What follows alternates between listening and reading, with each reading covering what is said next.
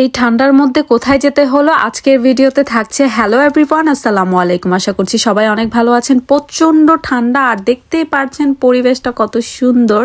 সুন্দর হলে কি হবে, কিন্তু অনেক বেশি ঠান্ডা। আর গাছের মধ্যে কিন্তু কোনো পাতা নেই, কারণ যেহেতু এখানে লন্ডনে শীতের মধ্যে কিন্তু গাছের পাতাগুলো কিন্তু শীত আসলেই কিন্তু গাছের পাতাগুলো ঝরে পড়ে যায়, আর সামার আসলে কিন্তু গাছের পাতা গজানো শুরু করে দেয়। তো যাই হোক, তো দেখতে পাচ্ছেন তো আমি যাচ্ছি, হেঁটে হেঁটেই যাচ্ছিলাম, যেহেতু বাচ্চার স্কুলে যাওয়া লাগবে। আর বাসা থেকে বের হয়েছি অনেক আগেই, কারণ বাচ্চাকে পার্কে থেকে ঘুরিয়ে নিয়ে এসে বাচ্চার স্কুলে গিয়েছি। সব গার্ডিয়ানদেরকে ডেকেছে, এর জন্য স্কুলে গিয়েছি। আমাদের কাছে ইমেল আসছিল স্কুলের, তো এর জন্য স্কুলে গিয়েছিলাম। বাচ্চা কি কি ও লেখা শিখেছে, কি পড়া শিখেছে, কিভাবে কি করে সেগুলো বললো টিচার। তো যাই হোক, তো স্কুলে যাওয়ার পরে কিন্তু এরকম একটা দেখতে পাচ্ছেন যে মিকি মাউস কি সুন্দর বাচ্চাদেরকে এন্টারটেইন করছে, আর খুবই ভালো লাগছিল। আমি তো আমার বাচ্চাদেরকে বললাম যে দাঁড়াও, ওরা যাবে না। তো এই মিকি মাউস তো খুবই ভালো লাগছে। সবাই কিন্তু ছবি উঠাচ্ছিল, ভিডিও করছিল, বাট আমি একটু ভিডিও করেছি। তো স্কুলের ভেতরটা কিন্তু আমি ভিডিও করিনি।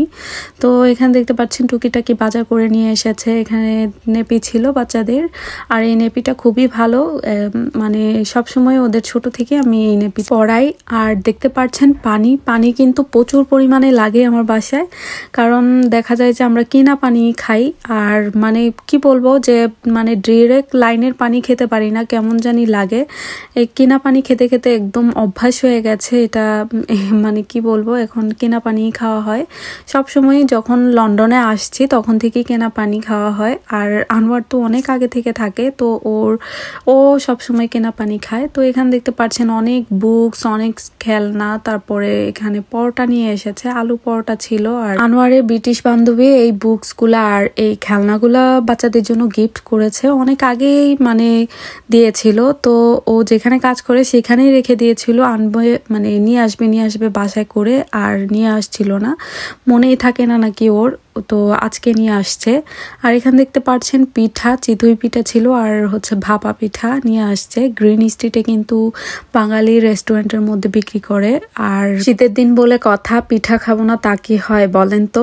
আর যেহেতু মানে বাংলাদেশে আগে অনেক খাওয়া হতো পিঠা শীতের দিনে, লন্ডনে আসার পর থেকেই কিন্তু তেমন কিছুই রান্না করতে পারতাম না, আর এখন আমি সবকিছু পারি। পিঠাও বানাতে পারি, আর পাটিসাপটা পিঠা আমি আনোয়ারের কাছ থেকে শিখেছি, আর ও আর আমি মিলে বানাই।